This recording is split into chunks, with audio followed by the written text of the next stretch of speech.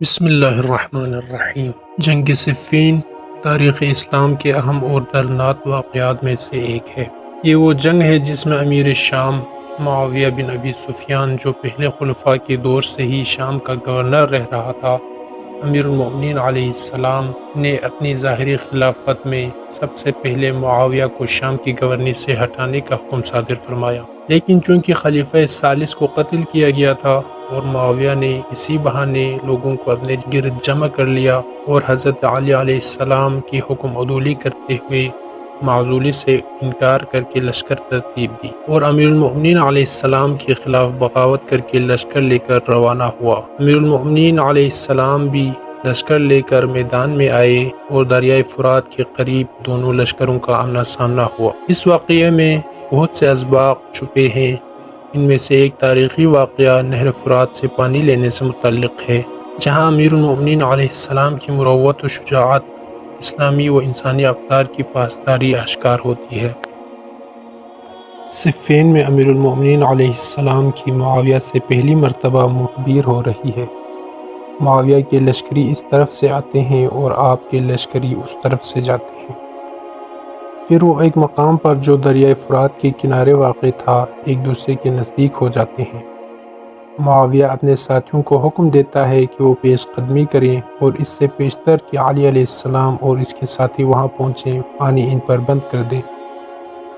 وہ لوگ گھاٹ پر قابض ہو کر خوش ہوتے ہیں اور کہتے ہیں کہ ایک وسیلے پر ہم نے قبضہ کر لیا ہے۔ جب علی علیہ السلام اور ان کے لشکری آئیں گے اور انہیں پانی نہیں ملے گا تو وہ مجبور یہاں سے بھاگ کھڑے ہوں گے، پھر اور بھی بہترین وسیلے ہمارے ہاتھ آئیں گے۔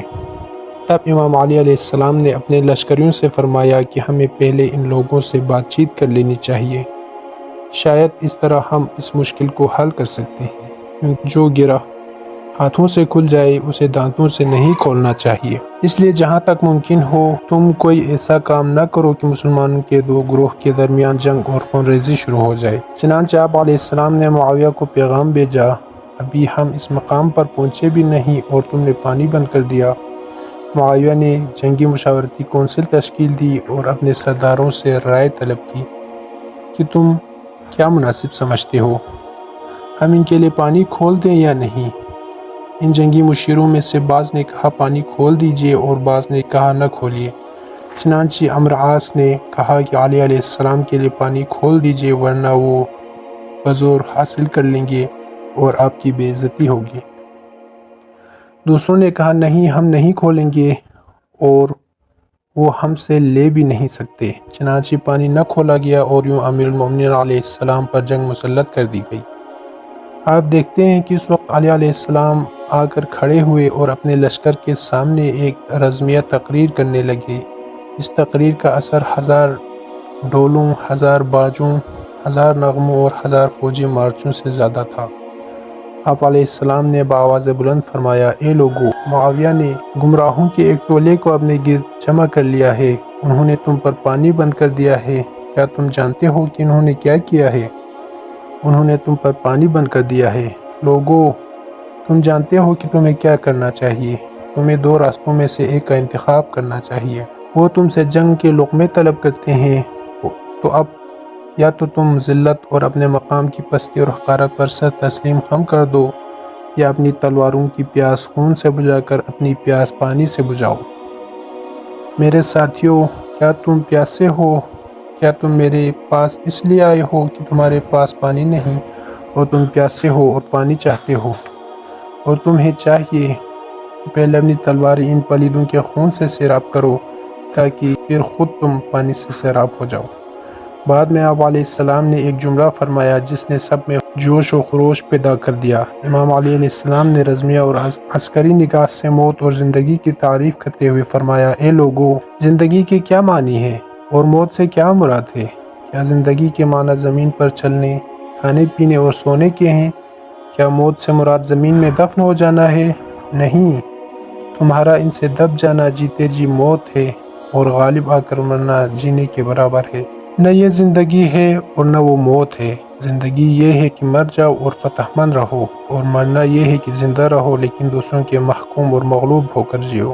دیکھیے کہ آپ کے لشکر نے معاویہ کے لشکر کو کئی کلومیٹر دور تک دوسری جانب دھکیل دیا اور گھاٹ ان کے قبضے میں آ گیا۔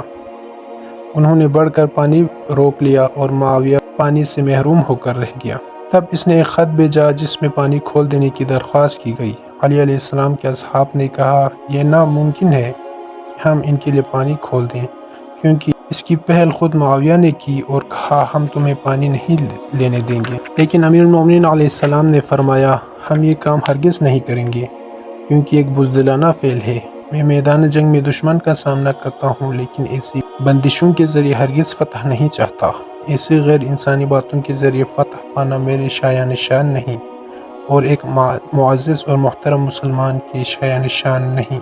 اسے کہتے ہیں مروت و مردانگی، لیکن مروت شجاعت سے بلند تر ہے، جیسا کہ مولوی معنوی نے امام علیہ السلام کو مخاطب کر کے یہ شعر کہا جو آپ کے بارے میں ان کے لیے بہترین اشعار میں سے ہے۔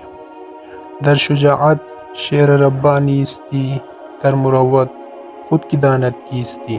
شجاعت میں آپ خدا کے شعر ہیں، اور مروت میں کوئی آپ کی تعریف نہیں کر سکتا کہ آپ کیا ہیں۔